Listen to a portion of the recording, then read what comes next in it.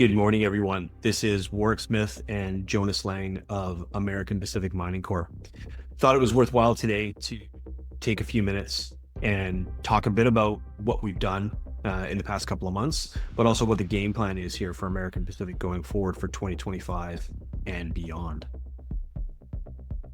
Listen, 2024 was a great year for us. Finished the year with more than $50 million in cash, recaptured 100% ownership in our two key assets. 2025 should be the other direction. We should, on the backdrop of a strong gold silver market, see the Nevada portfolio move into other hands. Palmer is a project we believe certainly deserves to be a standalone project, and actively having discussion there for another transaction, and focusing on Madison, 100% owned now.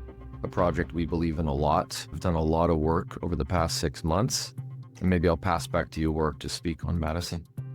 Yeah, I think the piece on Madison is going to be key. We'll touch on Palmer in a moment, but the next drilling that's coming up is going to be on Madison. And this is where life can get incredibly exciting quickly. We've known Madison is this really high-grade scar, but had this porphyry underneath. We never really got the chance to go and drill for this porphyry, and there's been no drill holes into that porphyry since 2017.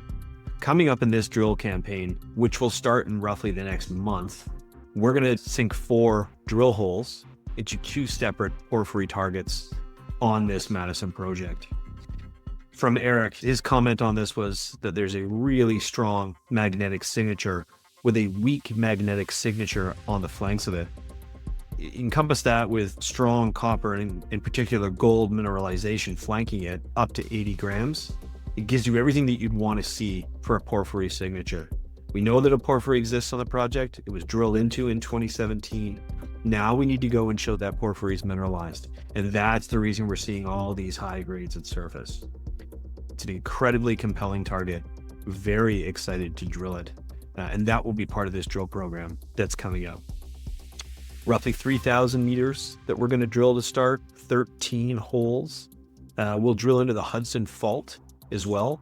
This is another target that's never been drilled. It's the major feeder system for the Hudson mine, the Broadway, and the Madison. Great geochem on it. Again, never been drilled. The other drilling that we're going to do will be within that skarn, but it's going to be below the Broadway mine. The Broadway mine was in production in the late 1800s, produced about 200,000 ounces of gold, but they only took it out of the oxides. For those of you who have been following along, you've seen at the Madison, all this grade that we've been getting out of the sulfides. They never touched that material.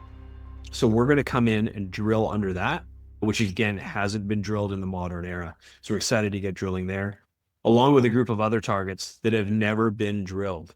So this isn't us going after the Madison portion of the mine. This is us going after the Hudson, going after the Broadway, also going after the porphyry system.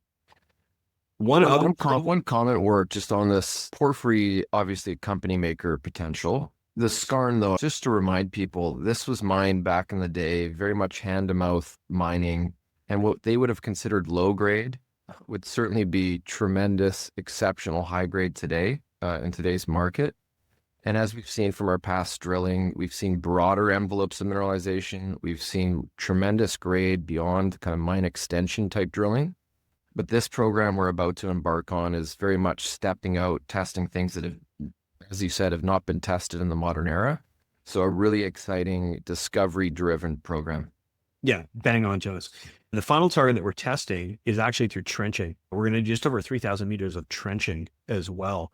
One of the things that both Eric and Corbin found while walking the project off to the southern flank of it was this banded veining at surface that's never been tested. Incredibly high grades at surface from rock samples. And you can see this is poking out right at surface. I think the AJ mine up in Alaska, which is 3.5 million ounces, it's that tight banded veining. So we're going to trench through those as well. So that's a super exciting target that's never been tested as well. This is all going to be new for Madison, and something that we're certainly incredibly excited about.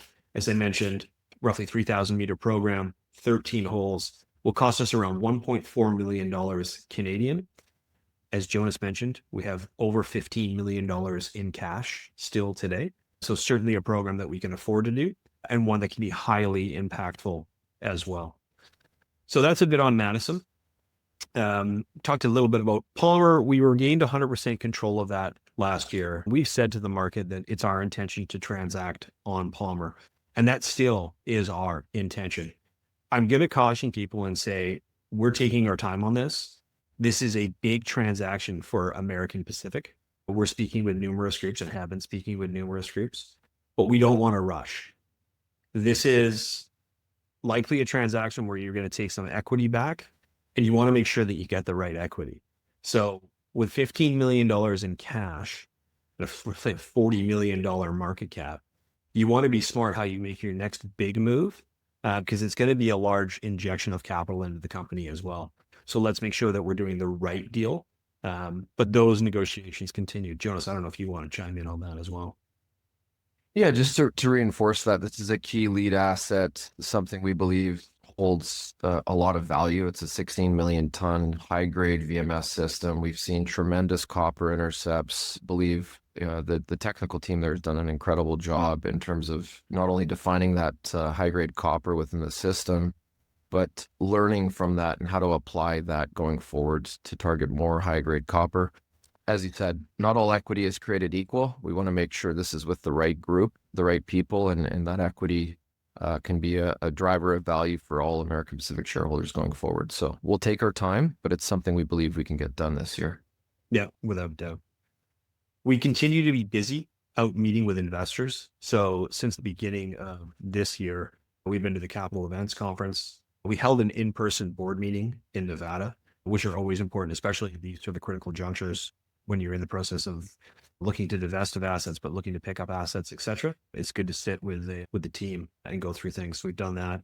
I was down at Mines and Money as well recently, and then briefly up at the Bank of Montreal conference for meetings there as well. And then we just finished up at PDAC, having a busy few days there. On top of that, we've been busy on the media front, taking interviews. So we've been in Global Business Reports, Global Mining Review, Kidco, Northern Miner, Creamer Media, Mining Magazine, Merger Markets, Mining.com, Northern News Network, Benzinga, the Madisonian, which is a local paper in Montana, and then a recent hit on CBC News as well. So for those, we're either doing industry comment or we're talking directly about American Pacific. Usually they're melding a bit of both. But the thesis there is it allows us to get the word out without spending a lot of capital. We recognize we want to take care of that $15 million, but we also want to get the word out. We want people, when this bull market really arrives or the super cycle really arrives, we want to be at the forefront of that and the forefront of investors' minds. So we continue to do these types of things while keeping an eye on the capital that we have. Certainly an awful lot going on and a busy time ahead for us in 2025. I will wrap on this. At a roughly $40 million market cap and $15 million in cash, a couple of great lead assets. I think probably the bulk of $40 million market cap companies have $3 or $4 million in cash. So we're certainly ahead of the game there. We can find ourselves in an even stronger position on the back of a couple of these transactions, both on Palmer and then on the Nevada portfolio as well.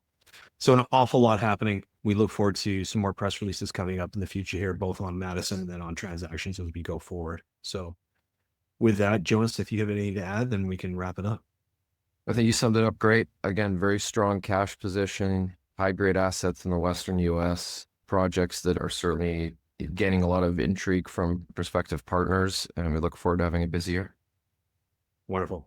Appreciate you guys, and I look forward to being in more communication soon. Thank you.